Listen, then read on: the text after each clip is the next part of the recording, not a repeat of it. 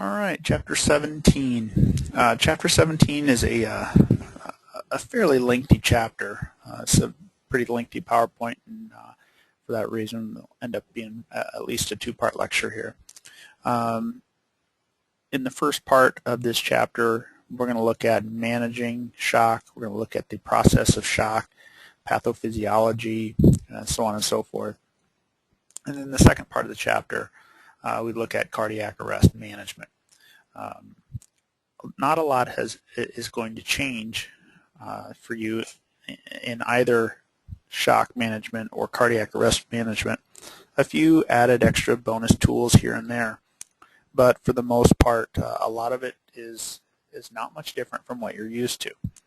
What we do get more of, though, is learning more about the shock, the physiology of shock, and being a little bit more aware of that physiology puts us at an advantage to detect and treat it better.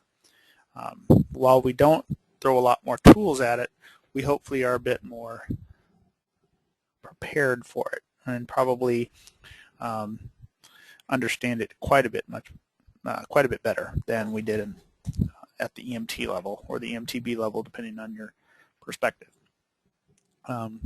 As with all of our chapters, viewing and listening to this lecture is no replacement to actually reading and studying the chapters. So if you have not done that, you need to do that at some point.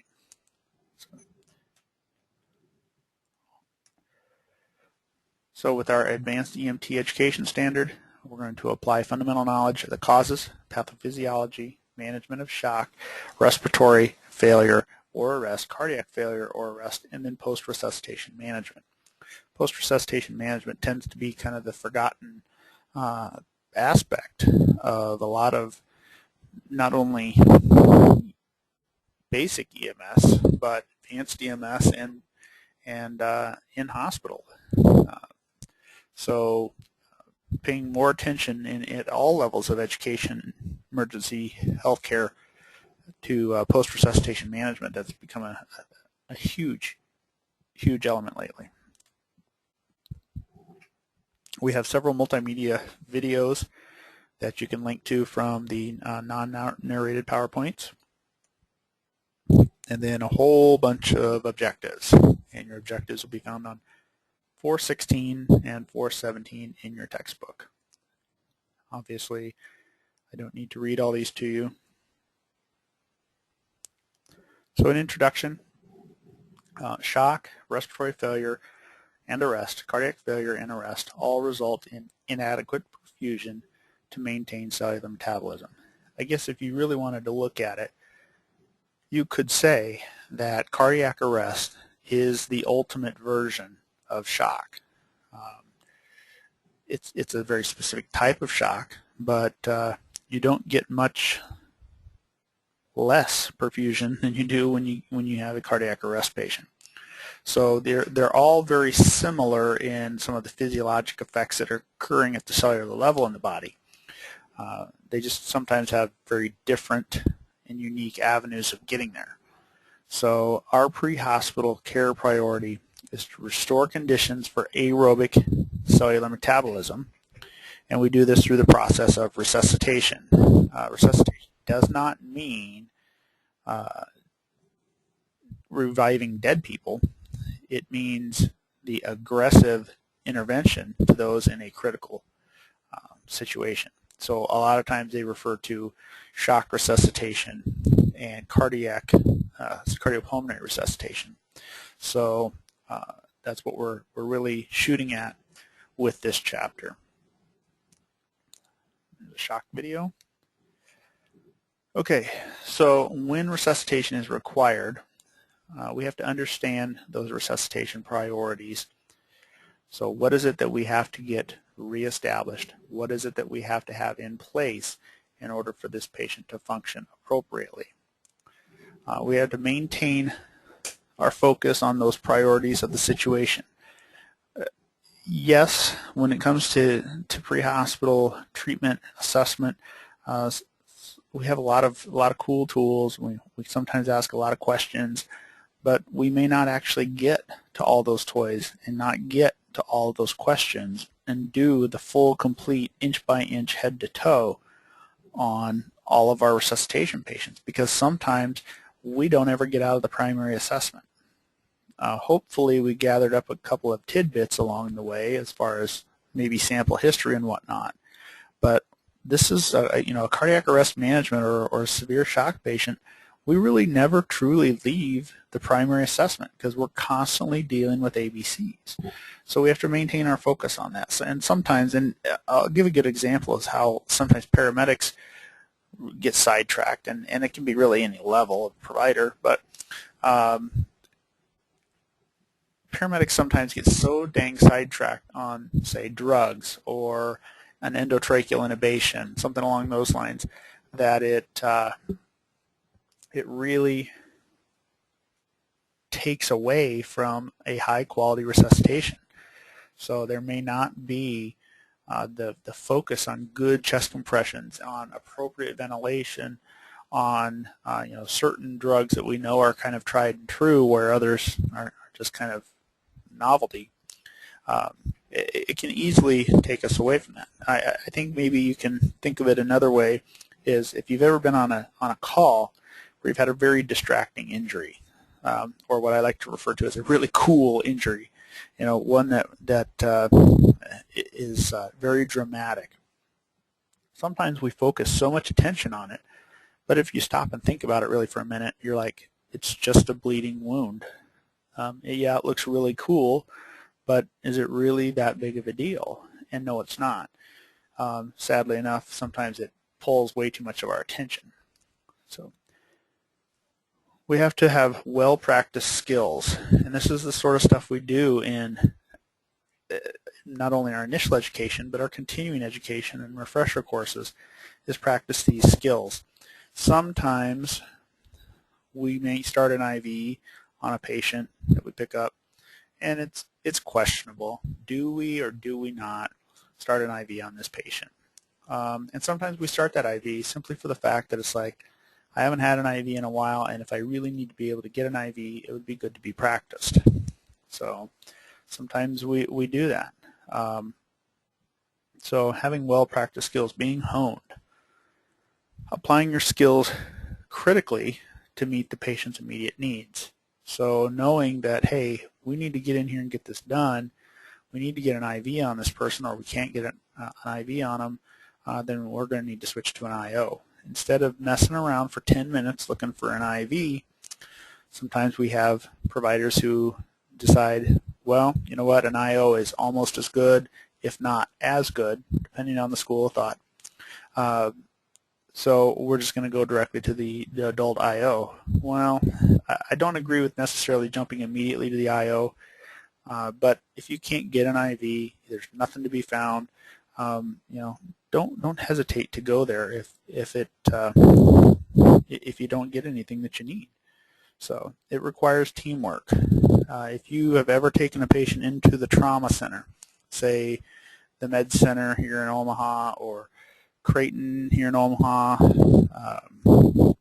Marion, or now I guess it's Mercy in Sioux City, showing my age there, or Mercy or Methodist in Des Moines, when they're working a trauma patient, you'll see that there's just billions of people, or at least it seems that way. So it requires teamwork, and people have a very specific role in many cases in what they're doing in the resuscitation. And we need to review each resuscitation situation. Those are the opportunities for us to really grow as providers. Maybe something didn't go well during a call, or maybe something went really well. We tend to learn more from those that didn't go so well. So by reviewing those, having some of those higher stake calls, the ones that I think most of us probably like the most in EMS, reviewing some of those calls is what really gets us gets our EMS juices flowing. And so reviewing those calls really helps us say, okay, well, next time around, here's how I would do this differently. And it doesn't necessarily have to be a critique. It doesn't have to be a negative thing. And sometimes it's all talking about, hey, we did everything good. So don't forget about that. learn from those things. Talk to your medical directors. Talk to the medical community that took care of the patient after the fact that you dropped them off. So your think about it. This think about it, I kind of actually continues to go on throughout the entire chapter here. So there's a couple spots on the PowerPoints that you'll refer to this. So pathophysiology of shock. It's a momentary pause in the act of dying. I kind of like that. It's kind of an interesting way to look at it. It's a physiologic insult that poses a threat to cellular perfusion. So I guess if you wanted to say while you're crashing downhill, it's more like hitting a plateau before you hit the bottom. So that's kind of what shock is. The body is very remarkable in how it compensates. And we learned about that in anatomy and physiology and in pathophysiology in some previous chapters, the previous couple of weeks, that the body does a fantastic job of dispatching various hormones and various factors to change the environment, to clamp down on vessels, to speed up the heart rate, to make there more oxygen available. So the body's very remarkable in the way it does that, and so compensation is great. However, there are some people who don't compensate well. The elderly, the chronically ill, the very, very young. People are on certain medications. And so those are some people that create us a few more challenges. So when the underlying problem is too severe, then the body's compensatory mechanisms begin to fail, and then they're inadequate to maintain that tissue perfusion. So in reality, we hope that we get there in time, that they haven't, their body hasn't waved the white flag and say, hey, I'm done. I'm going to decompensate now. But there certainly are many occasions in which that does happen. Without medical intervention to restore perfusion, the patient will die. Now, how much of that intervention we can actually participate in, that's going to vary. Even paramedics don't carry blood, and blood is ultimately what the patient needs in most cases, or they need to be able to shrink up the container, or whatever. So what a patient really truly needs that is in shock is a surgeon. So they end up having to get to surgery, get to a trauma surgeon quickly, and have things rectified in many cases. Now, not all of them. Some patients need very high-powered drugs or need other bypass machines, but ultimately they need a hospital. We don't fix shock in the field. We just temporarily put it off. So hypoperfusion, remember, perfusion is adequate when the cells receive the blood they need to provide oxygen and nutrients for metabolism and remove metabolic waste. What often gets overlooked is we have to take out the trash. And I've used that example before. If you didn't take the trash out in your house, you just kept bringing goods in, nothing out, nothing out, nothing out, you quickly develop a very toxic and disgusting environment. So remember, the waste has to go as well as the goods coming in. Perfusion requires a number of components. Number one, onloading of oxygen to the hemoglobin in the red blood cells. So we have to have a functioning respiratory system in order for that to happen. We also have to have the red blood cells capable of moving that stuff along. So if we don't have a lot of red cells, we don't have a lot of hemoglobin, or maybe we have a barrier between the lungs, the respiratory system, and the cardiovascular system, then that becomes another hurdle to perfusion. We have to have transportation of the oxygen-carrying red cells, as well as the nutrients, to those tissues, to the end organ. So that means we have to have inline or intact lines, tubes, pipes, whatever you want to call it, to get the goods to where it needs to go. And then finally, we have to have an offloading of oxygen for use at the cellular level. Subsequently, we're going to need onloading of waste products to be disposed of. But we can also have problems with that. If we have barriers between the capillaries and the tissues. So perfusion requires a heart that functions as a pump, requires blood vessels to provide peripheral vascular resistance by maintaining a certain degree of vasoconstriction. We have to have a sufficient blood volume with the capacity for them to carry oxygen. So that's the three major things that we see go wrong in hypoperfusion. Now, when we start talking about things like respiratory arrest, that actually leads down the road to hypoperfusion just from a much different angle or perspective. So we have to have a pump, we have to have pipes, and we have to have a fluid. So in the initial stages of shock, the signs and symptoms reflect that body's attempts at compensation. And I think we've sort of kind of talked about that before when we were talking about patients who will kick up their heart rate. They maybe get a little bit of pale, a little diaphoretic around the edges, because that's kind of a response to them shunting blood to the core, and also a response to them having that epinephrine, norepinephrine dump. So we might also have them be a little bit tachypnic or hyperypnic. May have some hyperventilation going on to try to increase the amount of oxygen in the system. So those are all kinds of signs. Nausea and vomiting, remember, comes along with that as well. So those are some of those initial stages, those initial signs. To think about that for just a second, if you are trying to remember how some of that compensation looked, you can look on page 422 in the text here. And in 422, it has a table comparing compensated versus decompensated shock. It talks about some of those signs that go along with that. So that kind of helps you to put those back into your forefront of your mind. In later stages of shock, again, you can look at that same table. We start to reflect the consequences of inadequate tissue perfusion. So basically, we've run out of our backup. So all of the backup is gone, and we don't have anything else that we can keep going on. And so those signs of decompensated shock. So we have now hypotension, where we didn't have hypotension before because the body was able to maintain. Now the body no longer has the ability to maintain, so the hypotension comes in. The tachycardia gets radical. The pulse quality starts to become weak. We have start to run out. So our mechanisms of shock again. We can look at this chart, which is on 419 in your text.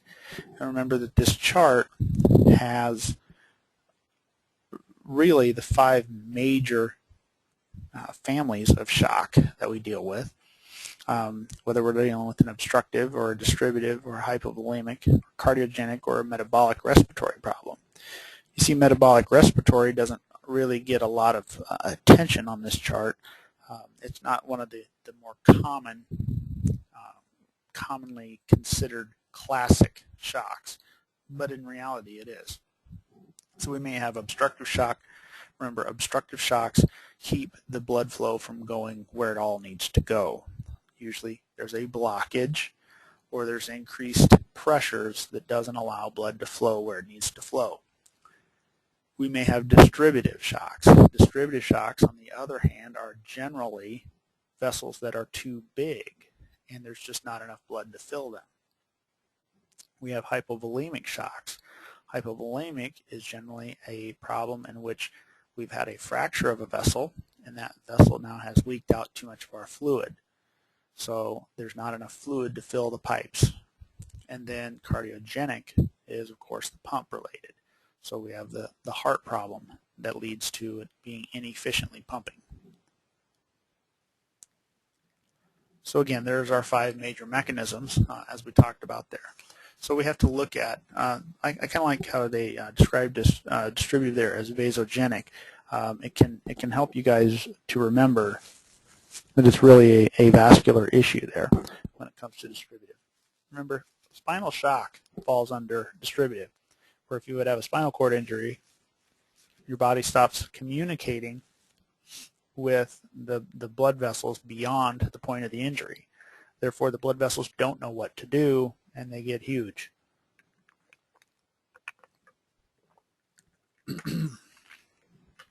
So to compare and contrast types of shock, I would pay considerable attention to this chart on page 420. I would pay considerable attention to the chart on 420. So first of all, we start with hypovolemic. This is what everybody classically believes shock really is. It's not all that there is, but when you think EMS, you think blood and guts and gore, this is what everybody thinks. Person bled to death or nearly bled to death. Hypovolemic, low volume is what that is. Low volume. Hypovolemic is low, low, volemic volume. So remember, that doesn't specifically say blood. It's a low fluid volume in the body. And in most cases, it happens to be blood. However, it can certainly be water. And take, for example, when we deal with kids that are in shock who have been ill for a while, one of their most common reasons to be in shock is that they're just really, really dehydrated. So severe dehydration can lead to hypovolemic shock. So we can have fluid loss from dehydration, from burns, blood loss, decreased vascular volume. So for some reason we don't have enough fluid to fill the pipes. Maybe we're supposed to have a 5-liter system that we're dealing with 3 liters of fluid. So the body attempts to maintain cardiac output by increasing the heart rate and the peripheral vascular resistance. So kicks up the heart rate, constricts the vessels, is what that says. The early signs or symptoms include thirst, the body knows it needs fluids, anxiety, the body knows that it's hurting for oxygen, and it's trying to make the oxygen, spread the oxygen out so it can go around, so the brain even starts to kind of suffer a little bit. Not to mention you get the response by the epi-norepi, which causes you to be a little jittery. Some slight tachycardias, really 100, 120-ish. Cool, pale, clammy skin. So that cool, pale, clammy skin comes from constriction and from some of the side effects of epi-norepi. Some slight tachypnea, kick their respiratory rate up just a little bit so they can maintain a proper amount of oxygen in their system. We have, as that shock progresses, diaphoresis becomes a little bit more obvious. We may start to develop a very slight hypotension, and then eventually as they stop compensating, we see hypotension become a big deal. The tachycardia and tachypnea increase even more so. So now we're talking tachycardia is over 120s. Tachypnea is probably in the high 20s or 30s. And then the mental status changes from being just anxious and kind of edgy to confused, perhaps really agitated, or even start to become decreased, partially unresponsive. So on their way to unresponsive. Management. It's the same stuff we've been telling you for years. It's ABCs. Open an airway. Make sure they're breathing okay. If they're not, help them out. If they're not breathing at all, breathe for them. Oxygenation. As we kind of know some of the rules, a person who is in shock needs the oxygen. However, there comes a point in which a little bit too much oxygen starts to actually constrict the blood vessels down, which may or may not be somewhat helpful. So for hemorrhagic shock, we're going to control any external bleeding. We can do things like direct pressure, some pressure dressings. Splinting is a good thing that helps. If you have fractures associated, it helps to reduce blood loss, as well as eventually making our way towards a tourniquet if necessary. Transport to the nearest hospital capable of providing care to the patient's needs. Now, in most cases, most protocols will refer to about a 20 to 25 minute window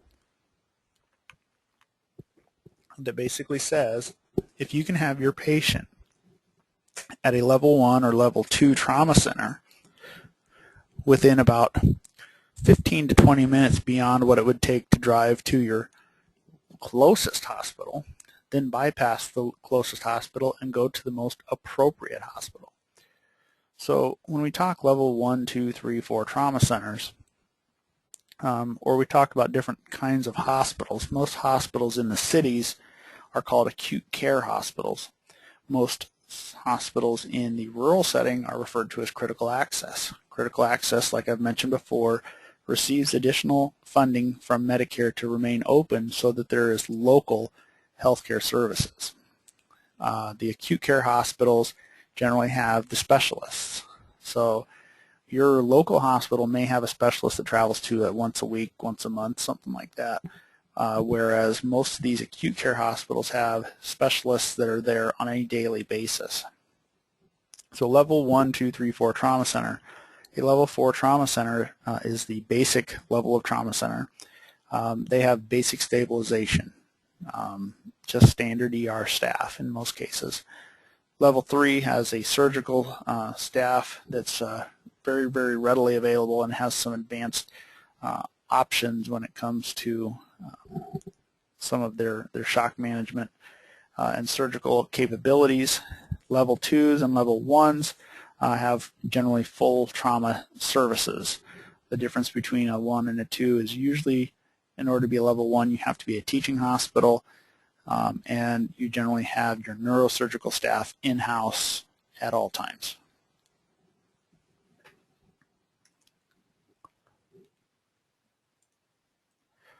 All right, so to move to distributive. Distributive shock is when the blood volume is normal, but it cannot be distributed throughout the body. The perfusion, you don't get good perfusion because the capacity of the vasculature or the vessels is increased. So causes include sepsis, anaphylaxis, and loss of sympathetic nervous system regulation of vasoconstriction, so spinal cord injuries. So this is distributive. Distributive means we have typically 5 to 6 liters of blood in our body, and maybe for some reason all of your blood vessels have dilated out and now you have an 8-liter container or a 10-liter container. And your 8 to 10 liter container will not move blood very efficiently because you only have 5 or 6 liters. So that is the major issue. So our pipes are too big for the amount of fluid we have in our body. In anaphylaxis, there may be a history to an exposure of an antigen. They give you some examples, bee sting, meds, etc. Or the patient may have edema, dyspnea, hives, vomiting, abdominal cramps, and or diarrhea. The airway is typically becoming obstructed. What really makes the difference between an allergic reaction and anaphylaxis? Anaphylaxis is systemic. Allergic reactions generally are localized, and anaphylaxis generally has increased airway involvement that leads down a road to hypoperfusion. Anaphylaxis is a shock. All right, so the airway can be obstructed from edema and swelling. Wheezing can be present, and that's typical because of the swelling and the narrowing of the airways. The patient is typically tachycardic and hypotensive. They have giant vessels. They have weeping vessels. Their capillaries are starting to leak. Their mental status is decreased in many cases from their hypoxia and hypoperfusion. Their skin can be mottled rather than pale, and they may have hives, remember, so they can have urticaria, which are the raised kind of welts. And then the patient, of course, may be diaphoretic. In septic shock, the patient usually has a history of some sort of an illness or an infection, may have a very high risk factor for infections. For example, one of the biggest patient categories we see septic shock in is patients who have indwelling urinary catheters or Foleys. And those indwelling urinary catheters can be a breeding ground for a large number of pathogens. So IV access can be another one. So it is important that we stop and clean the IV site appropriately. Otherwise, they can get an infection and start tracking up their arm. Typically, the patient becomes hypotensive. They usually are tachycardic to go along with that. Altered mental status. In many cases, they also have a fever, but not all of them. So the skin can become cool and mottled, and the patient can be hypothermic. They may also be hyperthermic. So a lot of it depends on the bug that they get that causes them to become septic. And in neurogenic shock, this occurs in the context of a high spinal cord injury. So the patient is hypotensive, but the skin is typically warm and dry, and the heart rate is typically normal.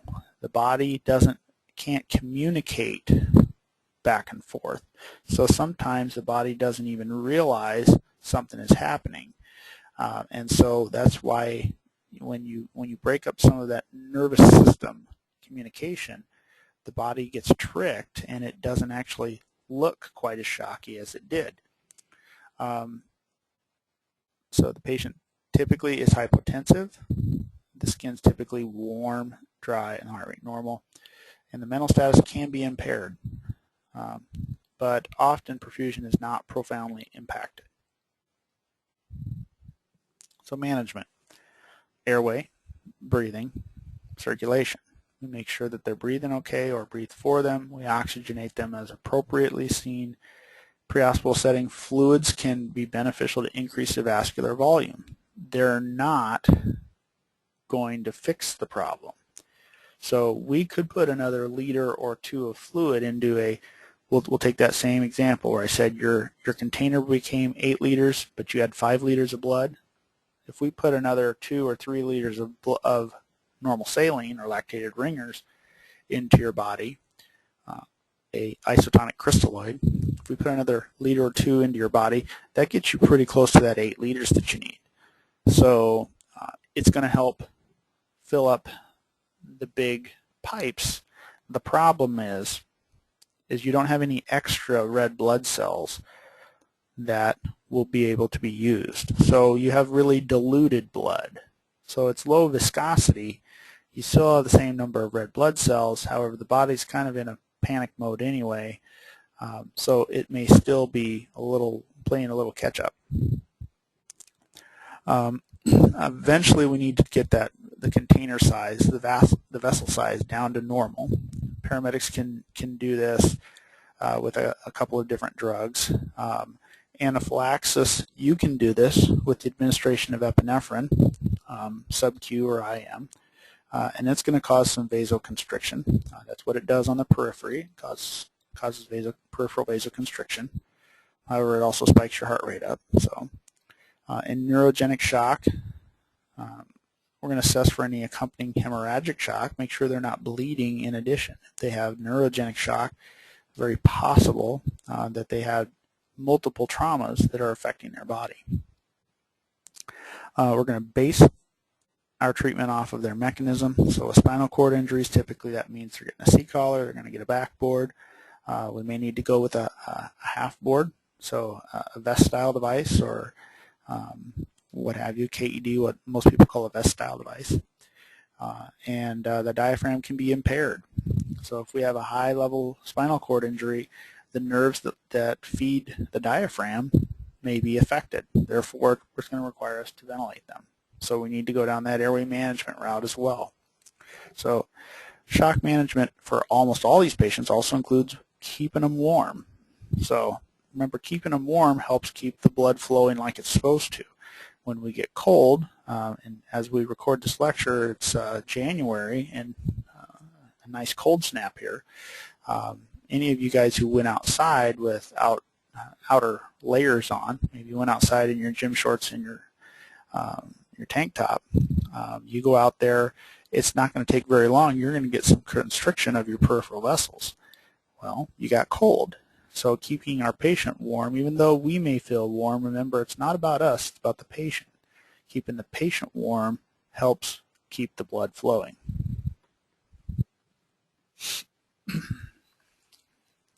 Cardiogenic. This is a heart problem. Typically it is from a myocardial infarction. So, and in many cases, death of a significant portion of the left ventricle. Remember, the left ventricle is the major pump that feeds the body. So if you're killing off a major section of that, when you have an MI, heart muscle dies. That's what infarction means, is death. So part of your heart muscle has died when you have a heart attack. Doesn't mean that it goes away. It means scar tissue builds up. So any of you who have suffered a burn or maybe a severe trauma of some sort, have a scar. Well, you have a scar on your heart after you have an MI. So you have tissue that is not normal. So if you all can find a scar on yourself, on your loved one, whatever, pay attention to that scar. How does it look? How does it feel? How does it react? You know, maybe you know that your scar never tans. Maybe your scar has an increased amount of sensitivity to cold. Well, it's the same sort of thing. When we have a scar build up on the heart, that heart muscle can't conduct electricity like it's used to. So electricity has to kind of reroute around it. And it doesn't stretch. It doesn't pump quite as well as it used to. So we can have heart failure that leads to cardiogenic shock. Or we can have an abnormal heart rate that will go on for quite some time that can lead to cardiogenic shock. Those sort of things can decrease our cardiac output, so we're not moving as much fluid as we normally should. So the signs or symptoms include those of an acute coronary syndrome. Wow, acute coronary syndrome, what's that? ACS, that's a typical chest pain cardiac event. We don't use chest pain as much anymore because not all patients have chest pain or discomfort. However, that is the most prevalent and common sign that we associate it with. It is a chest pain or discomfort. It can be affiliated. It can be radiating to surrounding areas. We may have dyspnea, nausea, vomiting. Signs of pulmonary edema are very common with cardiogenic shock. So they have crackles or rales in their lungs. They're short of breath. They may have edema in their peripheral areas, such as their legs, pedal edema. Usually pale, cool, diaphoretic skin. They may even be cyanotic. Altered mental status, usually confusion and or a little bit of combativeness initially, leading into unresponsiveness. Diastolic blood pressure is dropping below 90 millimeters of mercury. Variable heart rate depending on their underlying cause. Sometimes it's incredibly fast, sometimes it's quite slow. Jugular venous distension, so your neck veins down the side of each side of your neck are bulging. And then you can also have cardiac dysrhythmias. While you're not going to learn how to interpret cardiac dysrhythmias in this class, you will usually be able to kind of determine, hey, that doesn't look quite right.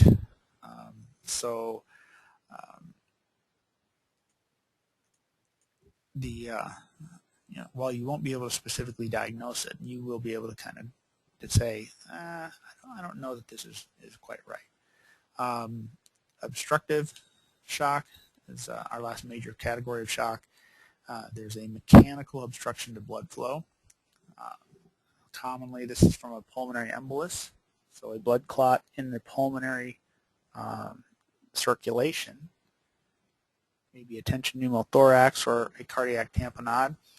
Tension pneumothorax puts excessive pressures on the heart, doesn't allow the heart to beat at its capacity. Same thing with the cardiac tamponade. Cardiac tamponade is when we have fluid filling the pericardial sac, which protects the heart. The sac only stretches to a very minimal amount, and then it starts to put inward pressure on the muscle. Tension pneumo, that buildup of air in the chest, starts pressing on everything that's soft tissue. And that will decrease our venous return to the heart or the preload because it's not as easy for blood to get back to the heart. It makes it very difficult when it has to do battle with excessive pressures. The onset of the signs or symptoms can be abrupt. They may come on very quickly. They can include severe dyspnea, which is common with all of them. Altered mental status, also common with all of them. Hypotension may or may not be something rather that you see soon or early. Tachycardia is fairly common with all of those. JVD is pretty common with all of those. So attention pneumo, the breath sounds will be decreased or absent on the injured side.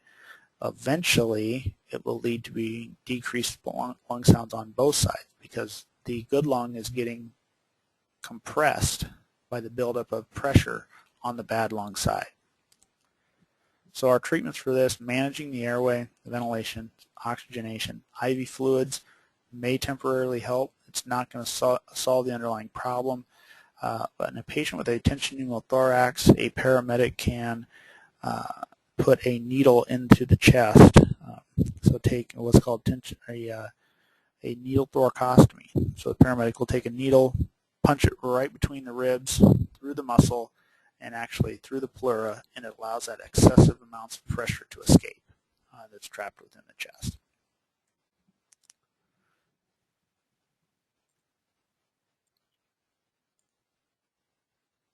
All right, so hypovolemic shock, a little bit more on hypovolemic.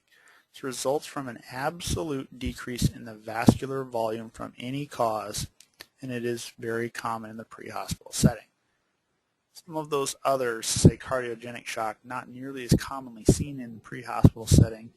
A lot of times patients post-cardiac event may have, say, a cardiogenic shock, seen more commonly in a hospital while they're recovering from their cardiac event.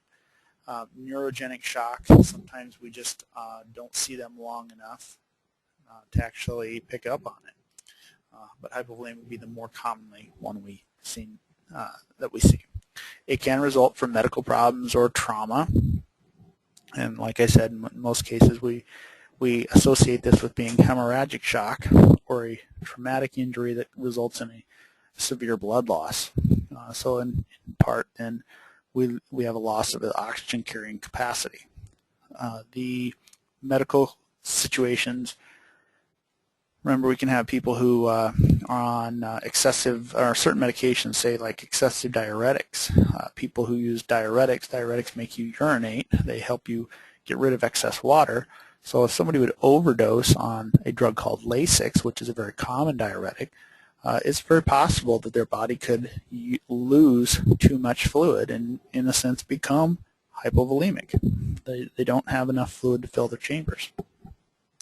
Burns are another big one because when people get burned, the body's attempt to cool those burns is to shift water to the damaged areas.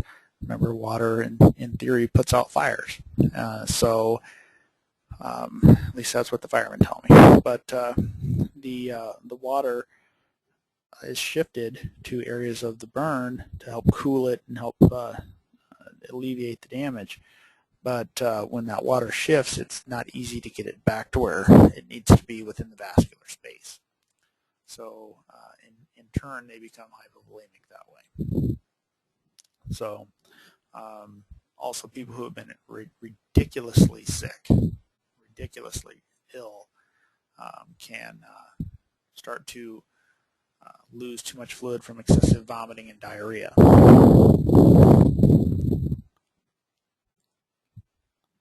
So the cycle of the hemorrhagic shock. It starts with some sort of a trauma in most cases. When we say trauma here, we're going to also say potentially medical. But so with this trauma, then we have a loss of blood volume from the vascular space that decreases the cardiac output and pressures within the aorta, the carotid arteries, and the peripheral arteries. The body detects that through something called chemo and baroreceptors. Chemo meaning chemicals, baro meaning pressures, and it's mostly the baroreceptors that it's looking at here. This decrease in delivery of oxygen and glucose to the cells, and it decreases that removal of carbon dioxide. So the chemoreceptors pick up on some of those parts, and the body starts to shift from aerobic to anaerobic metabolism. So the baroreceptors then say, well, pressures are dropping. we better do something. So it triggers the release of the sympathetic catecholamines, which are epinephrine and norepinephrine. So it triggers those, and those start to stimulate an increase in cardiac output by increasing the heart rate, constricting some blood vessels. The pressure, therefore, either goes up or stays up where it needs to be, and perfusion is temporarily saved. As this continues and things don't get fixed, the heart rate and the contractility increase, the vessels constrict even more, the respiratory rate jumps up, urine production drops to almost nothing, so we save every extra drop of fluid we have in the body. It increases the cardiac output by some of those other compensatory mechanisms there, and we can then maintain a decent cardiac output and a decent blood pressure and perfusion. So this patient then continues to be tachycardic. We start to run out of some of the backup mechanisms. The blood has continued to be lost, and or the fluids continue to be lost, and then the body eventually starts to run out of its compensatory mechanisms. So the backup batteries are all depleted, and the tachycardia gets excessive, the pulses become weak, the mental status starts to decrease as it may have been a little anxious before, now starts to become decreased or unresponsive. The tachypnea gets really high, that pale, cool, clammy skin continues. We have continued fluid loss. It completely overwhelms the compensatory mechanisms now, and the blood pressure falls, the tachycardia and tachypnea get to ridiculous points. The peripheral pulses are very weak or absent, and they basically will become nearly unresponsive. So the brain becomes ischemic. The medulla, which is in the brainstem, fails. The brainstem is responsible for vital functions, including maintaining your blood pressure, and then that causes that blood pressure to then drop. The patient, if they haven't become unresponsive already, they are unresponsive. Their heart rate is either severely increased or then drops to a ridiculous point. Blood pressure drops significantly. Respirations may drop significantly and become inadequate. And then a further decrease in blood volume, perfusion, and blood pressure leads to the brain death, and then multiple organ or brain tissue death. Multiple organ function or multiple organ failure. There's something called MODS, multiple organ dysfunction syndrome, and eventual patient death. So it's not a pretty thing by any means. So with that hypovolemic shock, the body fluids are lost from excessive vomiting, diarrhea, inadequate fluid intake, excessive burns, or loss of fluid into the interstitial spaces. Another one where a patient can move, it's called third spacing, move their fluids from where they normally should be to another area of the body. So in hemorrhagic shock is specifically low blood volume as opposed to hypovolemic, which is the grand category. We have that decreased cardiac output, blood pressure. The sympathetic nervous system continues to pump out the epi and the norepi, and it also starts to activate the renin-angiotensin systems. And that renin-angiotensin system, it prevents further loss and causes incredible vasoconstriction. You may hear about a drug called ACE inhibitors, ACE inhibitors. And what ACE is actually angiotensin converting enzyme, because you can have angiotensin 1 and angiotensin 2, and angiotensin 2 becomes a very, very potent vasoconstrictor. So ACE inhibitors go in there and they block the angiotensin from converting and becoming the excessive super vasoconstrictor. And that's how that anti-blood pressure medication works.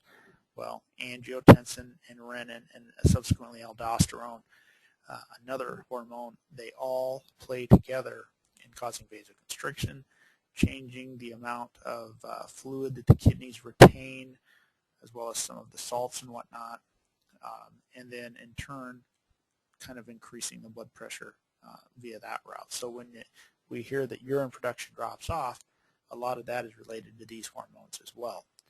So we have the diaphoretic and anxious patient. We have that vasoconstriction like we mentioned before. Blood pressure remains normal as long as we have a significant fluid loss is not ongoing. But if it continues to pump and spray out of that patient from an arterial bleed, this is not going to last for very long. Now remember, here microscopically is what happens from time to time in shock. And in many cases this occurs in shock, where we have this normal microvascular perfusion on the left, and we have the shock or the hypoperfused state on the right. And what happens, remember, we have those capillary sphincters, both precapillary on the arterial side and postcapillary on the venous side, that will close down. And in any one point in time in your body, you have some of yours are closed and some of yours are open. And if at some point they all opened up all at the same time, we don't have enough blood to fill that. I mean, it's obvious when we say that from an arterial standpoint, but even more so from a capillary standpoint. If the vessels all open up, all expand at once, there is not enough blood to fill them. So they're constantly in a state of on and off and on and off, kind of like Christmas lights, kind of blinking on, blinking off. There's fluid in, there's no fluid in. Depends on who needs what. So if you're sitting in a chair, you probably don't have a whole lot of blood needed in many parts of your body. But if you're out running around doing a marathon or something, there's a whole lot of blood exchange going on. So remember, when we have these capillary sphincters will close up to try to conserve blood in the larger parts of the body. When we close all these capillaries up, that's when we start to see some of that pale skin, because that blood is being shunted. So let's look at the stages of hemorrhagic shock, and we can look at this on page 421 in the textbook. You have this little chart. We've seen this before, so it must be important to see it again. A class 1 hemorrhage is roughly up to a 15% loss of fluid, and in the average 70 kilogram adult would be around 750 milliliters. The signs or symptoms usually well tolerated, might have mild tachycardia. For the most part, we're not even going to know it. So we can lose up to 15% of our blood volume or body fluid volume before we even see it. Class 2, 15 to 30%, which is roughly 750 to 1500 mils. So the moderate tachycardia, pale skin, delayed capillary refill. Class 3 would be 30 to 40%, and that is tachycardia and failure to compensate, so hypotension begins to develop. And by the time we get to a class 4 hemorrhage, where we've lost almost up to half of our blood volume, we now have profound hypotension and the end organ failure. So we're going to see things like bradycardia, unresponsiveness, quickly leading their way to death. And there's that chart.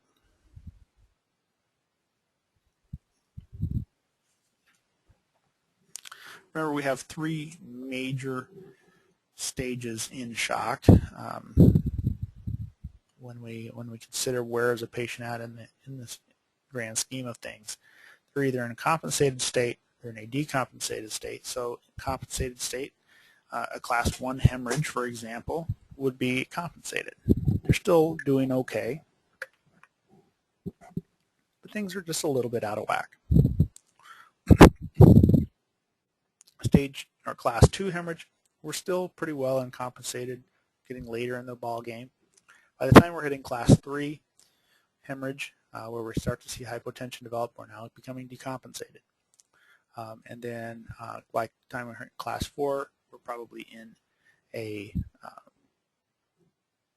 profound hypotension, and we're now in an irreversible shock, which, as the name implies, leads to death. So here are those charts again. Like I said, on 422, we have the signs of compensated versus decompensated. So real quickly, signs: anxiety, normal blood pressure, low-end tachycardias. Pulse quality it may become weak, but for the most part is still probably fairly decent. They have a slight to moderate tachypnea, so they've slightly picked up their respiratory rate. They have pale, cool skin, and usually are clammy. When we switch over to decompensated, we now have an altered mental status, which is either agitation, confusion, or leading into unresponsiveness. They're now beginning to develop hypotension. They now have impressive tachycardias greater than 120, can be 140 or above. At very late stages, start to develop bradycardias. Pulse quality is weak, may be absent in the extremities. They have an extreme tachypnea and air hunger, and their skin is cold, waxy, and white. So that's how to tell the difference. Those are the major things that we look at. None of these are earth-shattering. None of these require excessive amounts of equipment. In fact, we need a blood pressure cuff. That's it. That's the only thing that we need tool-wise to determine the difference. Otherwise, we're just watching and looking at our patients. We're doing an evaluation and an assessment. So that gives us the differences. Now, let's go back and talk physiologics here. The physiologics are the anxiety, that fight or flight reaction from the release of epinephrine and norepinephrine. And I think I brought this up before, but I'll bring it up again. Epinephrine and norepinephrine are not opposites, they're complements. So norepinephrine works on usually around the periphery. Epinephrine usually works on the core. They're not opposites to me. When I very first heard epinephrine and norepinephrine, I thought, oh, well, they have to work in opposing to each other, because non-epinephrine and epinephrine is kind of the way I took that, but they're not. So don't let that confuse you. Norepinephrine typically has vasoconstrictive properties on the outside. So they work together. So that response to those catecholamine release, which is the epi and the norepi, dopamine for that matter, causes the sympathetic nervous system, causes us to get a little anxious, makes us a little ready to react and respond, kind of like when your pager goes off for the first time, or maybe for the 10th time, for those of you guys who have been around, just a little bit. Some of us have been around long enough where the pager goes off and we start to cuss. But the normal blood pressure is as a result of the shunting of the blood. The capillary beds have kind of emptied out. We have increased peripheral vascular resistance. The epi, norepi are helping clamp those down. The heart rate pumped up. Hence tachycardia. That comes from the baroreceptors saying, hey, we need to move more blood. Let's get it going. Baroreceptor sends down the signal and says, release the epi, norepi. Therefore, epi, norepi go and they work on the SA node of the heart and have it kick up into a little bit of overdrive there. Pulse quality becomes in the extremities can become weak from that shunting of blood to the core. So the body's trying to keep the core alive. We don't need these things on the outside like fingers and toes. Slight to moderate tachypnea. The body's saying, hey, we have an increase in CO2 in the body because things aren't getting circulated and perfused quite as well. We probably need a little bit more O2 because things are having to switch from aerobic to anaerobic metabolism. So it kicks up its quest for more O2. That pale, cool, clammy skin is, again, vasoconstrictive response to the epi and the norepi from the sympathetic nervous system.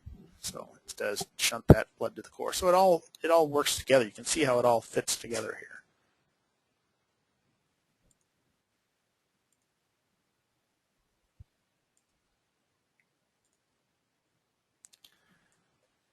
Now, when we take a look at decompensated, we go back and say, okay, the altered mental status that's become worse.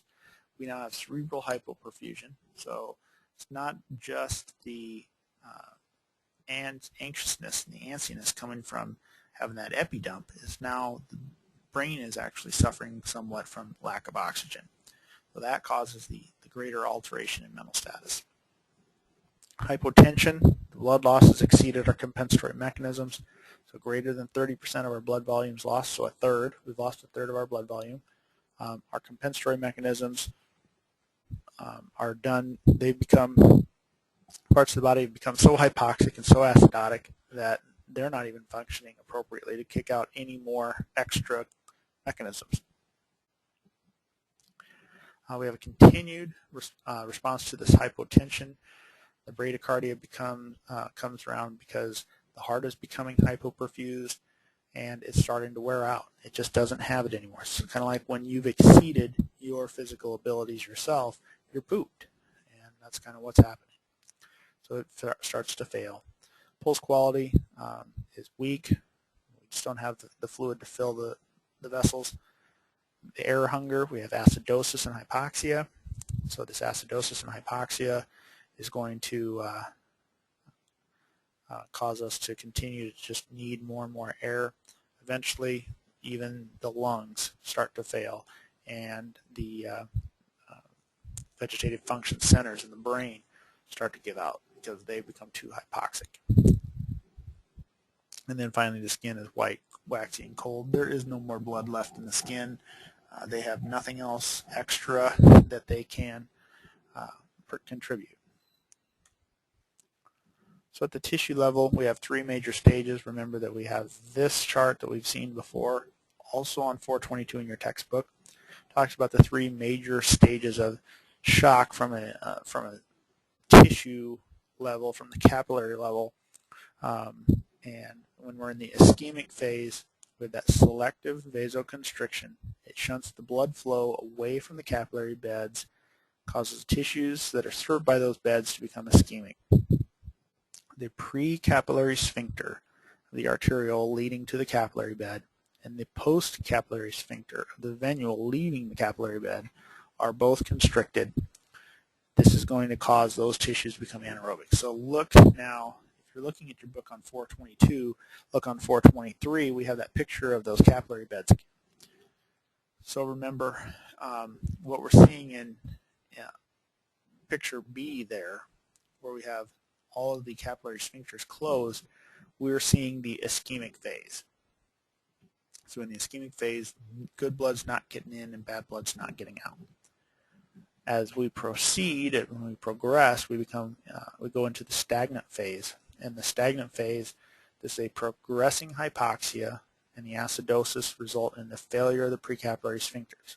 So eventually those precapillary sphincters start to get worn out because they probably need a little bit more oxygen because they have to work harder against the artery than do the postcapillary sphincters, who have to work alongside the vein. Remember, capillary high pressure, vein low pressure. So those precapillary sphincters then give out, blood enters the capillary bed. So you could say that it flows halfway in and then quits. So if we would color in some blood from the left side of picture B, we would get the picture of the stagnant phase.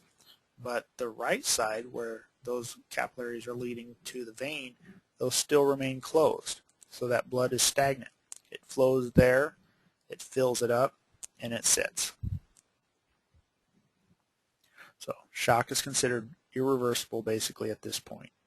So once they have basically lost their compensatory mechanism and blood starts to pool, they're stagnated. Then we also have finally the washout phase. After further hypoxia and acidosis causes the postcapillary sphincters to fail, as now everything's done.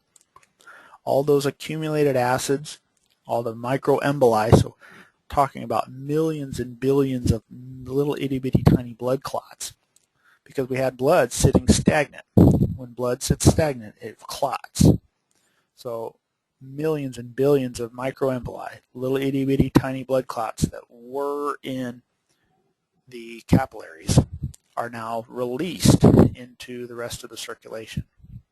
So the capillary bed now gets washed out, washes out all this crap into the circulation, and if they hadn't suffered a major arrest from the stagnant phase, the washout phase will probably do that because it'll dump all of this waste and all of these blood clots into the major system. And if you think about this, we have capillaries that made a bunch of blood clots. Eventually, these blood clots work their way through the system. They're going to find their way to another set of capillaries, and that set of capillaries is in the lungs. And so when they make their way to the lungs, they lock up everything there, and we're done. So that leads to a couple of things that you see on the bottom of page 423 there, the second column, bottom, a couple of bolded words there, key terms: acute respiratory distress syndrome, multiple organ dysfunction syndrome, or disseminated intravascular coagulation, or sometimes referred to as coagulopathy. The body's been flooded with crap, and whether we have lost the ability of the lungs to function, say from a bunch of capillaries being blocked by micro clots, would lead us to potentially ARDS. If it finds its way to other organ systems, they're going to find their way into MODS. We're not going to see MODS typically in the field. It's something we might transport from one place to another. Or DIC, disseminated intravascular coagulation. Basically, that's what all those blood clots being dispatched into the whole system. So you have all these blood clots that have used up the clotting factors, used up the platelets that are typically used by the whole system, and now we have this bleeding wound. Let's say we had a patient who had severe trauma. There's no blood clotting factors left to help clot that up, so they run dry. And it's actually because they had too many blood clots. They just couldn't make one where they really needed it.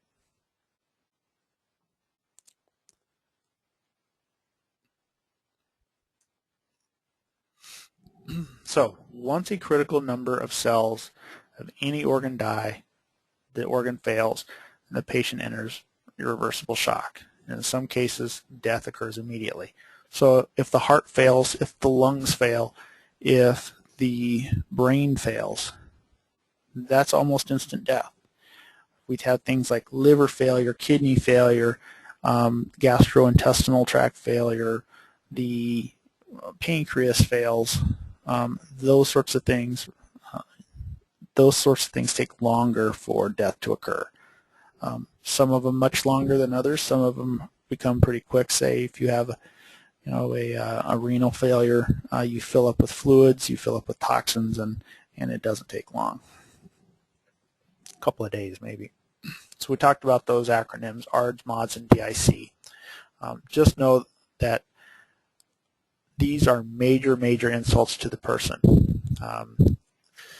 I would encourage you to take a few moments and look up each of those terms and get just a little bit better insight to what they are. You are going to hear about them from here on out in your EMS career. Not, again, something that we're going to identify in the field. We potentially could transport somebody from hospital A to hospital B that is in one of these. Yeah, it's something you should at least have a little awareness of and understand that patients don't generally survive from these. It's not a good thing once a patient hits those. All right, so distributive shock.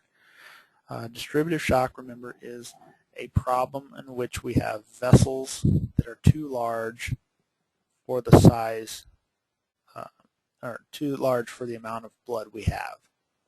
So sometimes it's from increased capillary permeability. So we've lost some fluid to the areas around it, but in most cases it's dilated vessels with a reduced blood volume. So in theory, by rights, they are in a sort of kind of hypovolemic shock, just they really aren't losing blood, they just have too big of vessels. So in distributive shock, under normal conditions, both the sympathetic and the parasympathetic nervous system exert their control over the diameter of a blood vessel. Now this is actually an opposing set of forces. Remember, sympathetic is fight or flight, and parasympathetic is rest and digest, you're always somewhere in the balance. So you may have, when the car flips over on your kid and you get superhuman strength and you are able to lift a car off of a kid, that's 100% sympathetic and 0% parasympathetic. But usually we're not in the super state like that. So we're either a little more sympathetic when we're up and doing something, or we're quite a bit parasympathetic when we're sacked out on the couch after Thanksgiving dinner with our pants unbuckled and quote unquote watching football through our closed eyelids. That's the parasympathetic side. So your body is constantly being pulled between the two different sides to determine what is the metabolic need we have here, and if I need a little bit more oomph out of the system, the parasympathetic wins. If I need a little bit more, or if I need less, parasympathetic starts to win. So when we're in distributive shock, we're in a pathologic state that results in the excessive vasodilation, blood pressure decreases below normal, and that results in hypoperfusion. So the amount of blood stays the same, it cannot be distributed adequately to the tissues. Again, I like to use this example.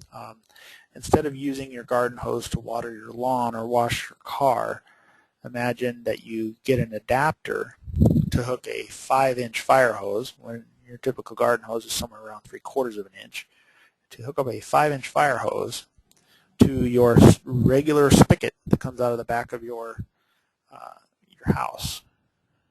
Will you ever get water out of the other end of that hose? Yes. Will you ever get any pressure? No, you will not. There's just not enough fluid to fill that. So how can we increase the pressure in our hoses? Well, you can take a good example. Let's hook our 3/4-inch garden hose back up to the spigot on the back of the house. And if we need to increase pressure, what do? We pinch the hose, okay? We put our thumb over the end of the hose, and it increases the pressure. We've decreased the diameter for the fluid to flow through. When you decrease the diameter, you increase the pressure. You increase the diameter, you decrease the pressure. So that's a very simple way to look at that. In anaphylaxis, we have a very severe allergic reaction. It can lead to airway edema. So it's a double whammy here. Not only do we have vessel issues, but we have airway issues, so the oxygenation isn't happening. Can start to obstruct those for two reasons. Number one, we have the edema. Number two, we have constriction. So the muscles start to constrict up a little bit. Then on the periphery, we get blood vessels that start to leak. We get blood vessels that are very dilated, and we're losing more and more fluids. As we're losing these fluids, we have these bigger vessels. We just don't have what it takes. So it's a double whammy of having leaky vessels and big vessels at the same time. In septic shock, this occurs. It's a combined effect of the body's aggressive response to this massive infection and the effects of the pathogen itself. So it depends on what that pathogen does. Some bacteria will cause muscle paralysis. The big example, great example of this, botulism, the botulinum toxin, Botox. Anybody who's been interested in Botox, if you haven't paid any attention, Botox is botulism. Botulism is that nasty potential bacteria that can grow in, say, canned foods.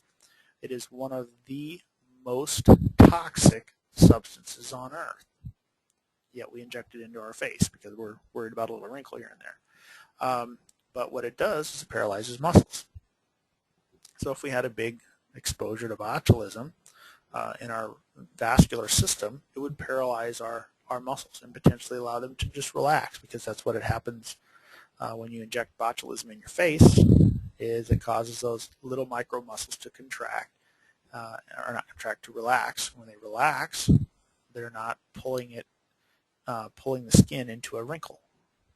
So there's a potential there for there to be a major source of hypotension.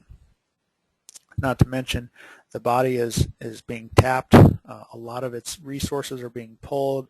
Nutrition is being pulled. The body has to kick into overdrive to make sure that we have enough energy to fight this infection. Hopefully the body has enough resources that it can keep up with this, otherwise it starts to deplete and the patient goes into shock. We have the neurogenic shock. This is a very simple one. We just don't have the communication to tell the vessels what size to be. Well, if you're not being, if the boss isn't cracking the whip on you, you're going to relax. Well, it's the same thing your vessels do. So signs and symptoms for distributive shock. First, we have the septic and anaphylactic shocks. We typically are going to see things like tachycardia and diaphoretic skin. Depending on exactly which one it is, we may have a little bit more with the anaphylactic shock. We may have things like the rashes. We may have blotchiness. We may have some hives.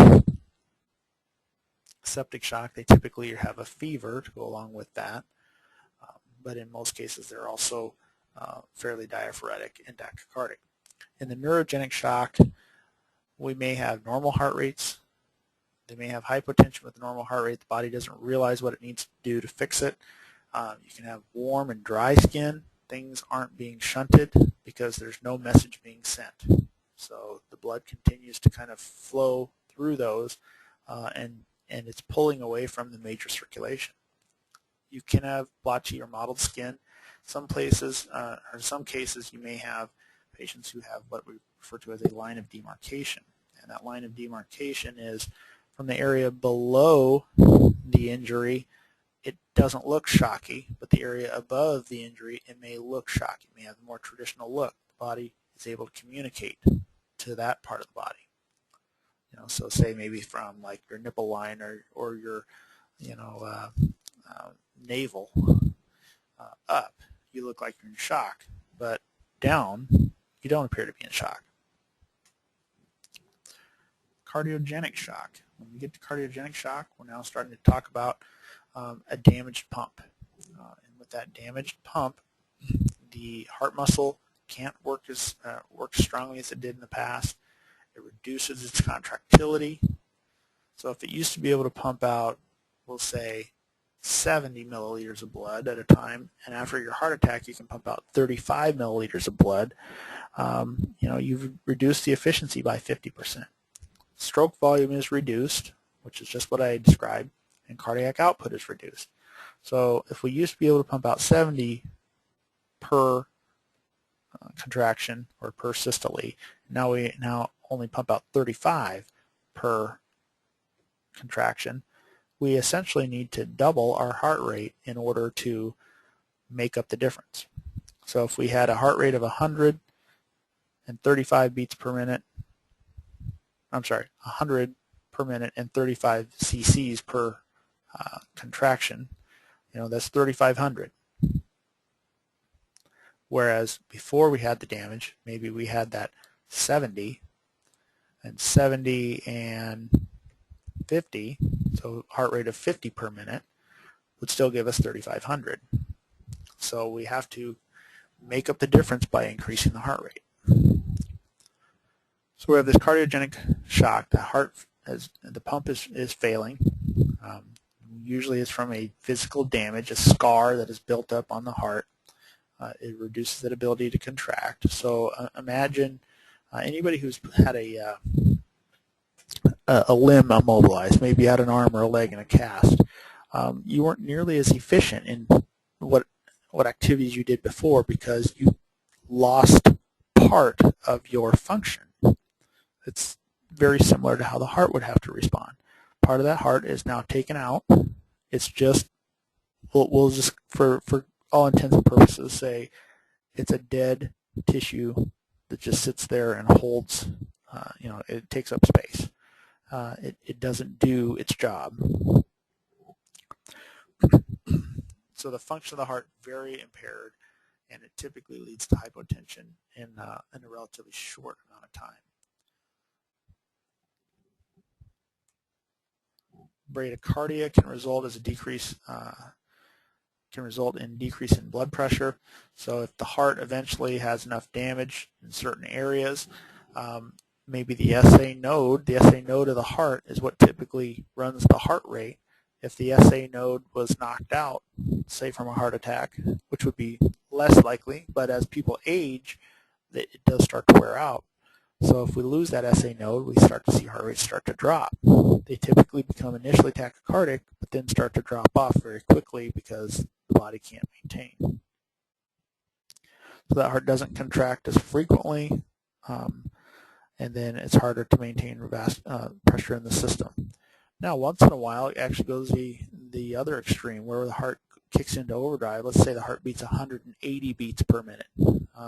Most of us are somewhere from 60 to 90 probably. So we're talking 2 to 3 times the normal heart rate.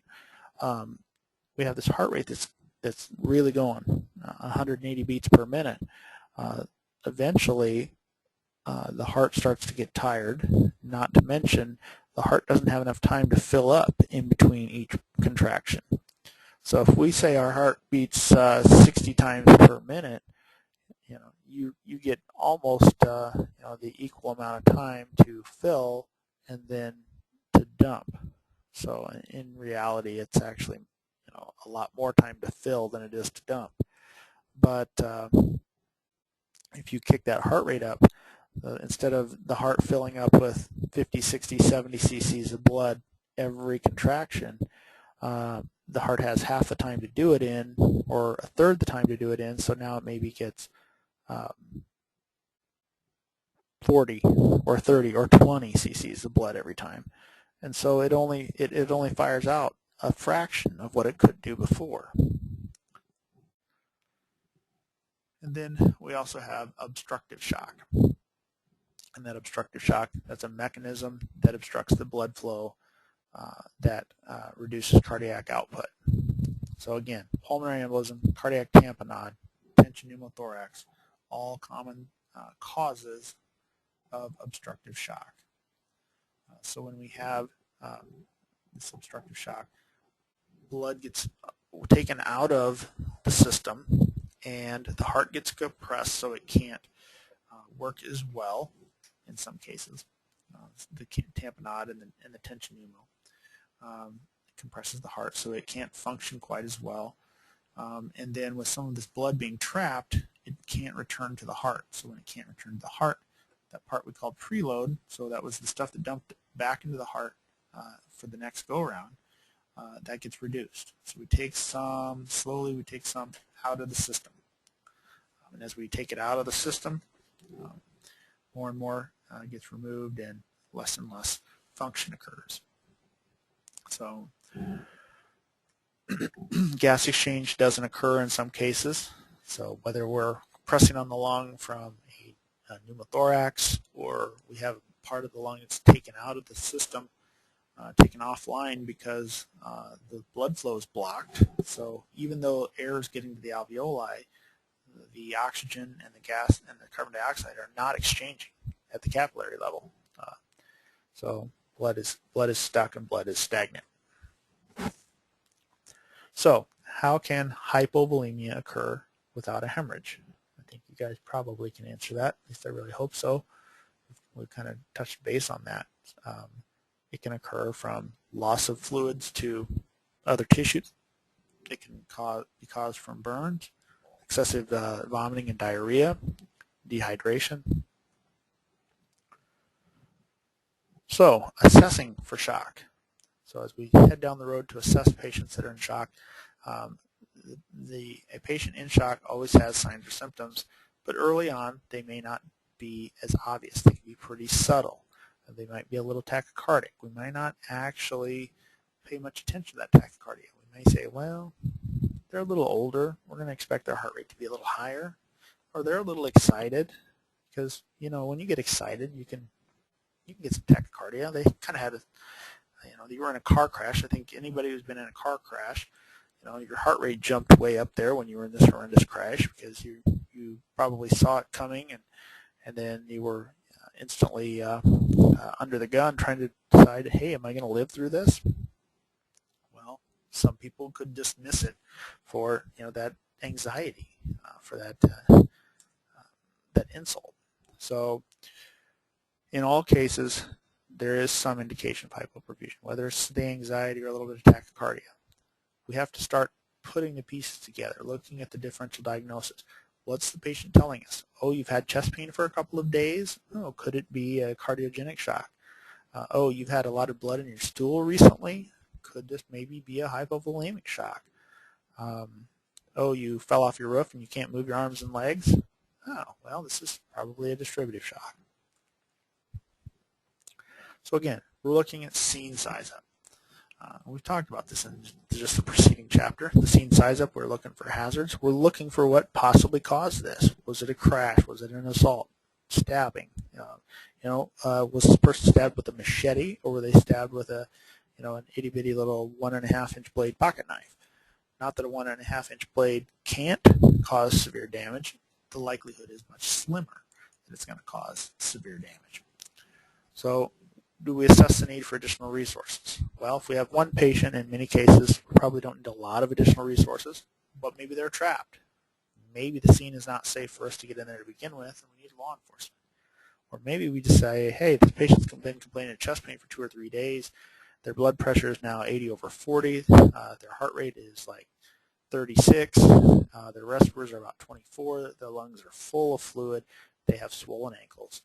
I think this person has a cardiogenic shock, and paramedics carry a drug called dopamine, which can help with cardiogenic shock. So yes, we are going to call for additional resources. We determine the MOI or the NOI when and where we can, and then we get that obvious general, or get that general impression. Looking for obvious bleeding. Are they pale? Are they mottled? What kind of a patient do we have? Male, female? Are they approximately what age? What sort of level of distress are we dealing with? So we kind of get that general snapshot picture of what we see as we approach. We haven't laid hands on them. We're just kind of getting the doorway picture. Then when we approach our patient, we get our ABCs.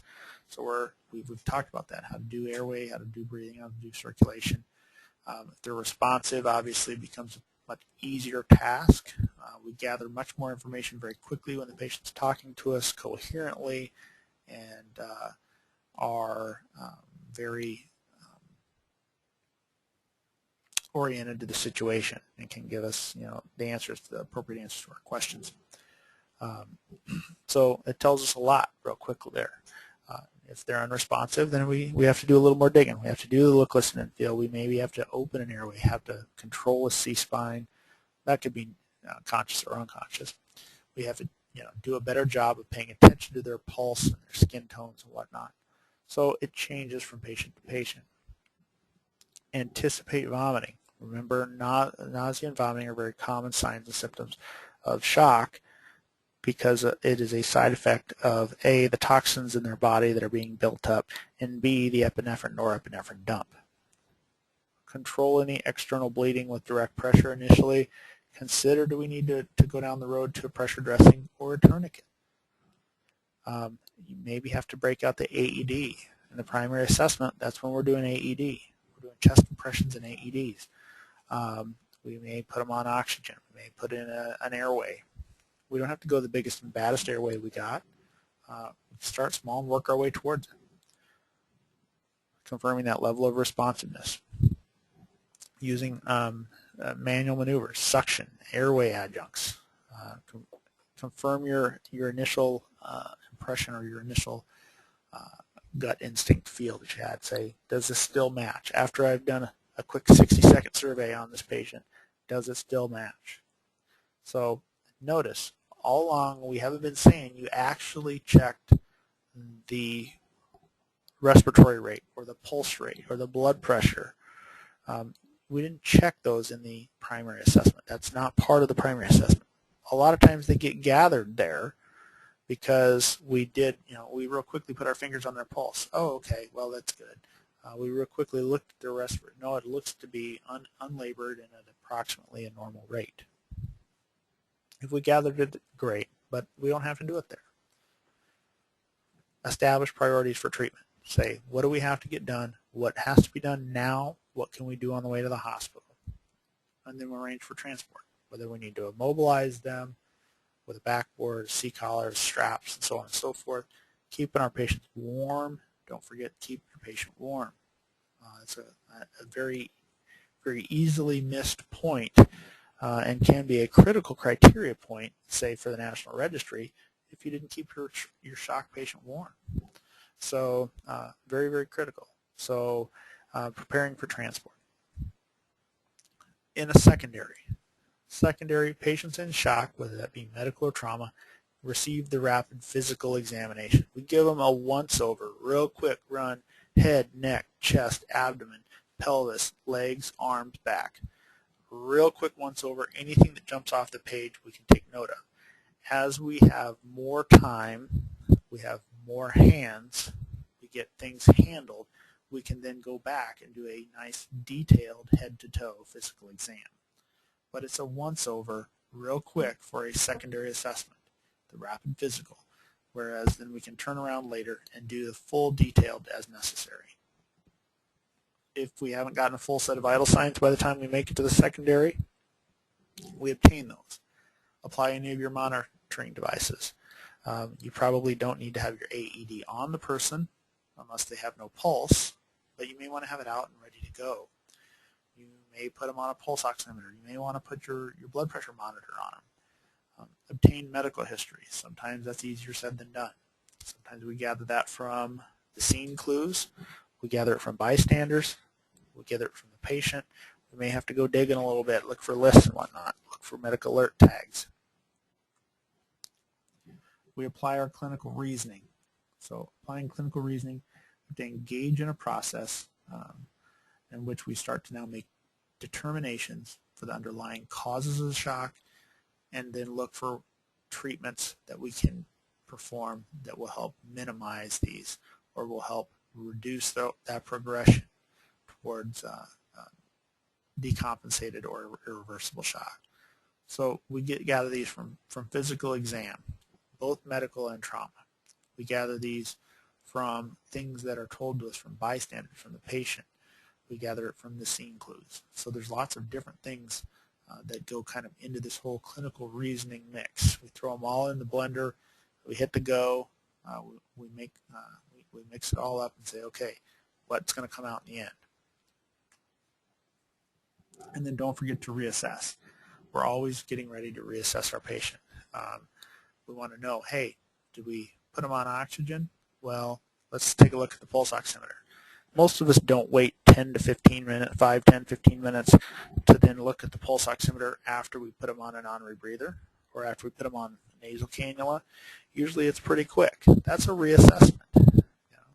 We may only take a blood pressure every 5 or 15 minutes, but a lot of times we're taking pulses along the way.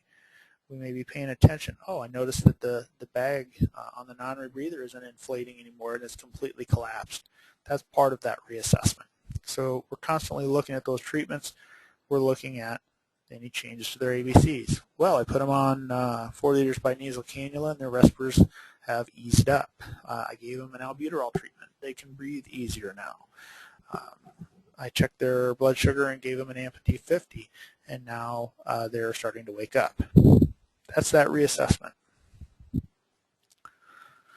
So what are the steps in assessing patients at risk for shock or in shock, and what signs or symptoms do you look for as you assess the patient in shock?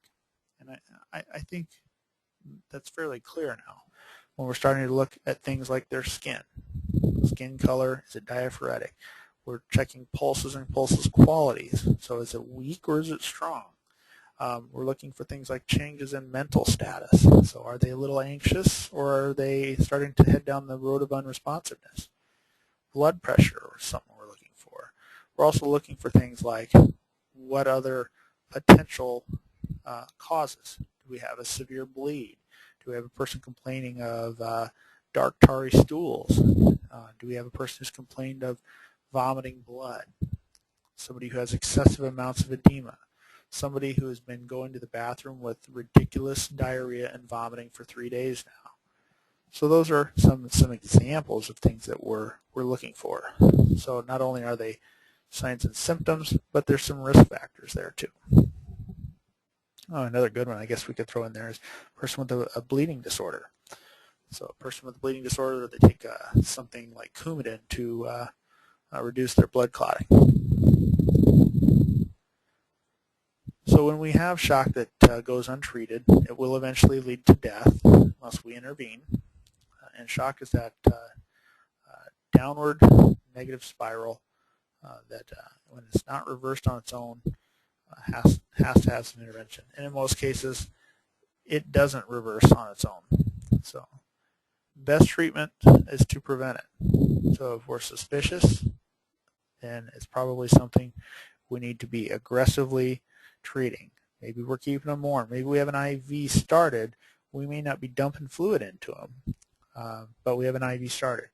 We're doing our best to get bleeding under control early in the process instead of waiting to the point in which their blood is starting to kind of trickle out pink colored. So it's being proactive in the process.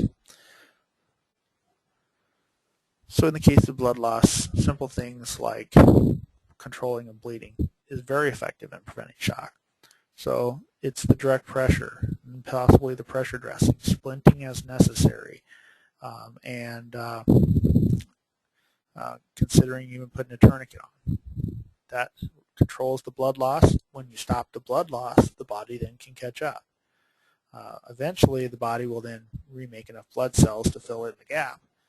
But if the patient hasn't lost up to 30% of their blood volume to begin with, we never really got to shock, and we stopped the process. So that early recognition and those interventions will be paramount in keeping that patient alive. So there's a bleeding shock management video that you can watch. If you happen to get the random skill on the National Registry that is bleeding wounds and shock, or bleeding and shock management, I think is what they call it now, but the bleeding and shock management station, it is so simple. It's so simple. It's everything that I've just told you. Controlling the bleeding, putting them on oxygen, keeping them warm, and positioning them appropriately. I think I mentioned it maybe in the last chapter.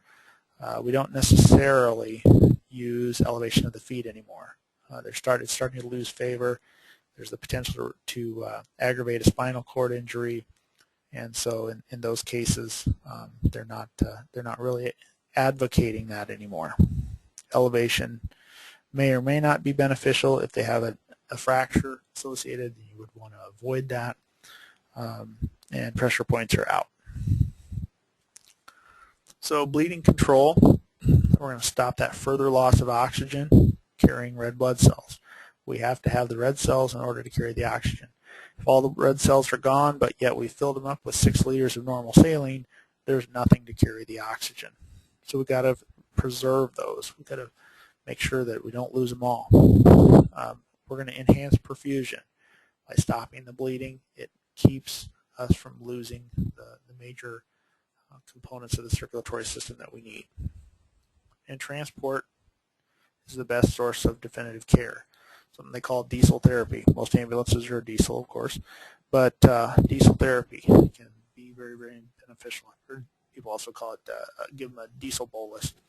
Well, getting this person transport to, in the cases of severe cases of shock, getting them transported to a trauma center, to the awaiting surgeon's knife is what's hopefully going to save this person's life. Internal bleeding requires medical or surgical treatment in a hospital. We have no way to control internal bleeding. We don't even have a way to absolutely positively confirm internal bleeding. So we have to be strongly suspicious, and again, get them to a hospital safely so they can be appropriately examined and treated. External bleeding, again, we're starting with things like direct pressure, and then using things like a pressure dressing. We can also use a topical hemostatic agent, and I'll draw your attention to page 431 in your text, something called quick clot there. It's a topical hemostatic agent. I'm going to put a video in the course page that has to do with, it's a little graphic, but it's a hemorrhaging pig that they use some of this quick clot. The original version of it was a powder you poured into a wound. Newer versions of it are dressings that have this powder impregnated in it. But they pour it in the wound and it stops the bleeding. And it is within your scope to use. So, and then finally using use of mechanical tourniquets to stop any of that external bleeding. So do not neglect any external source of bleeding. I mean, the minor weeping wounds and whatnot, they have less priority, yet we still are concerned that they lose a lot of, you got a lot of little itty bitty wounds. Over time, they add up and you lose enough blood. So we take care of the major quick stuff first, and then we make sure we work our way towards the smaller stuff. So this picture gives us an example of the process of hemostasis. And hemostasis is the stoppage of bleeding. So you'll see this on page 428 in your textbook. And what we have happen here is we have, starting in the vascular phase, we have the free bleeding, smooth muscle constriction. So blood's kind of rushing out of there. The smooth muscles start to constrict a little bit, recognizing, hey, I'm losing a lot of blood here. So let's constrict that blood vessel. And then moves on to the platelet phase. And the platelet phase then starts to dispatch the platelets from the red blood, or from the circulatory system, and they start to form, a little brick wall that will help to control some of that bleeding. And then the coagulation phase, which occurs over a little bit more time, we start to have the coagulation cascade, or the clotting cascade is what it's called in most cases, where we have things called intrinsic and extrinsic factors, or intrinsic and extrinsic pathways, which is a large number of hormones and other chemical mediators in the body that are dispatched to the site, and they help to create fibrin bonds. Fibrin is basically, if we took those platelets and we started to wrap them up with a nice cable that is capable of making them even stronger, that's kind of what happens there. So we have engineering controls by constricting the blood vessels. We have some physical controls by having the platelets then show up, and we have some chemical agents that then show up and tighten up those bonds. So that's the steps in hemostasis. It's actually a fairly extensive process. So to just simply talk about it in 60 seconds like that is doesn't really give it the full effect. But we'll probably eventually, we actually will eventually revisit that topic. So again, this just kind of repeats what I said. Vessels constrict, blood vessels get narrow, slows down the blood flow. Platelets are dispatched, they start to create a plug, and then the coagulation cascade, or clotting cascade, turns that platelet plug into a very stable, strong clot by wrapping it up in some fibrin.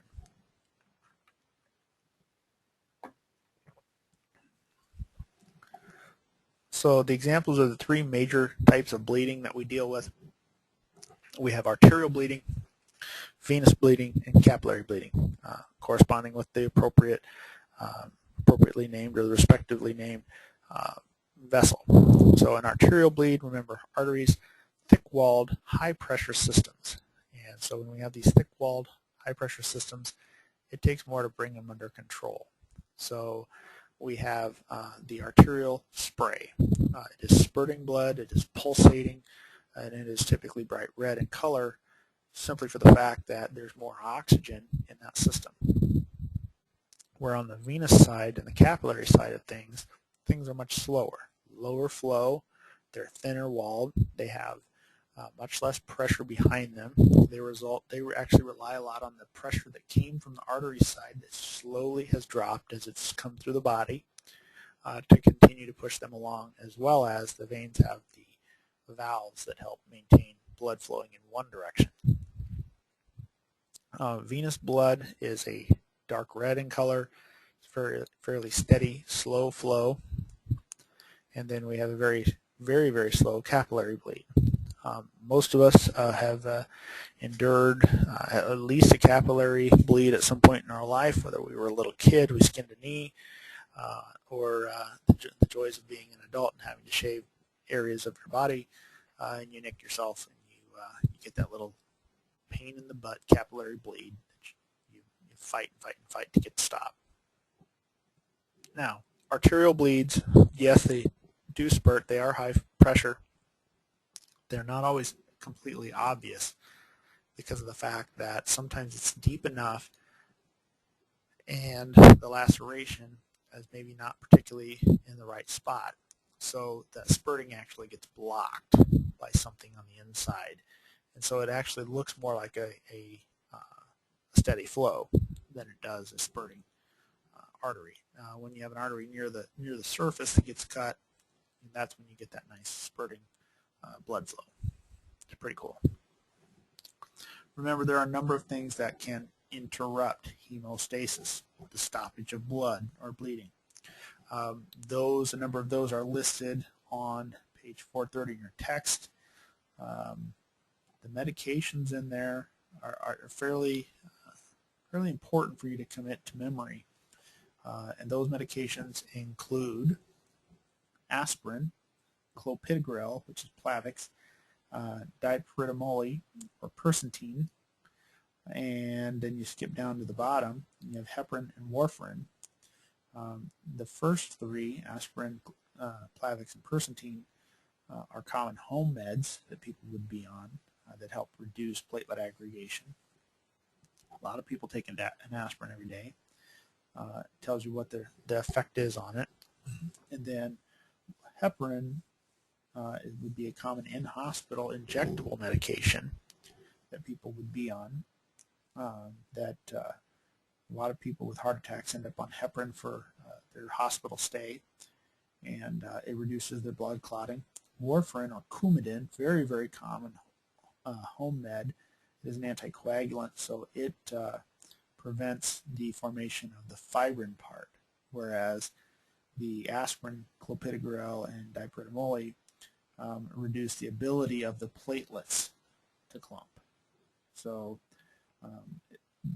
the first meds actually slow this whole process down earlier in the process than warfarin and heparin do. So good things to commit to memory.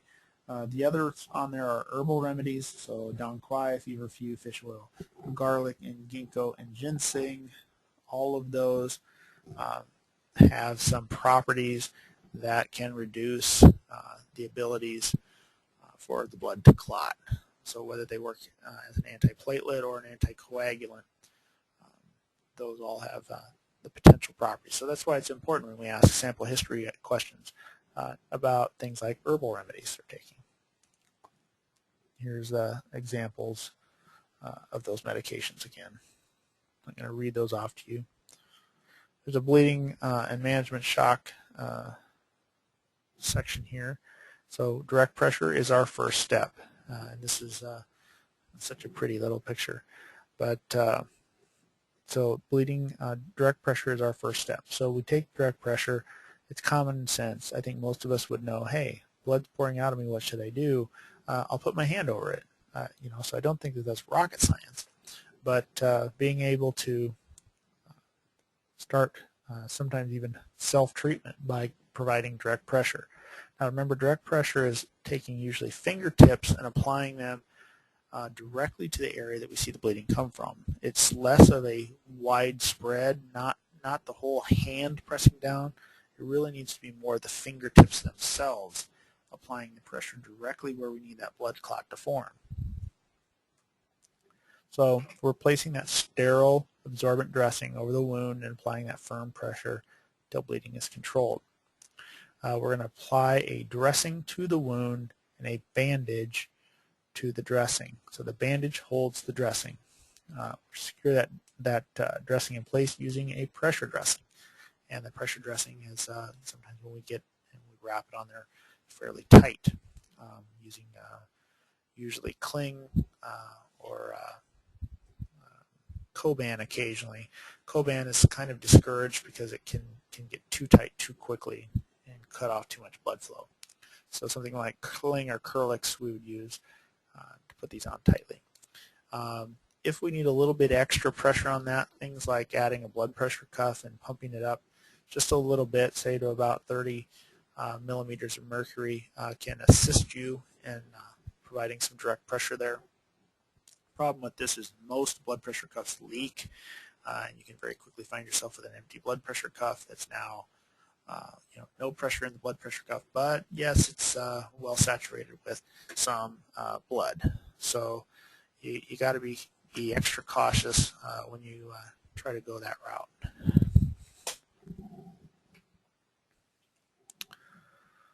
So topical hemostatic agents, there's a lot of them out on the market these days. There's some chemical agents such as Hemcon, Quick Clot, Traumadex. It's going to depend on what your system is opting for, and you need to know what the protocol is for those. We're not going to spend a lot of time discussing those, but you need to be aware some of these actually have some added properties to them. Some Hemcon has an antibacterial action. Things like Quick Clot are actually originally made from shellfish. They have something called chitosan, which is found in the shells of a lot of aquatic life. So people who have allergies to shellfish can have allergies to Quick Clot. So something to keep in mind. Quick Clot also has some other minerals in it like zeolite, which comes from volcanic rock. So there's all kinds of different approaches out there. Your local system really needs to kind of look at that and determine what's the best thing for us.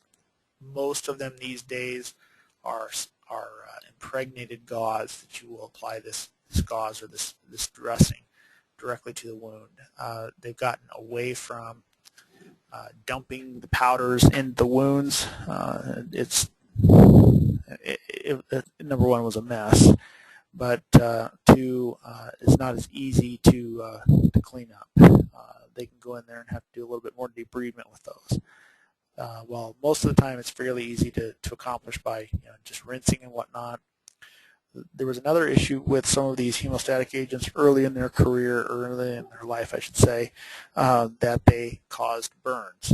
They would actually have a chemical reaction with the blood and start to cause some burning to some of the surrounding tissues, which in turn, it made it uncomfortable, but in reality, in most cases, it probably aided in the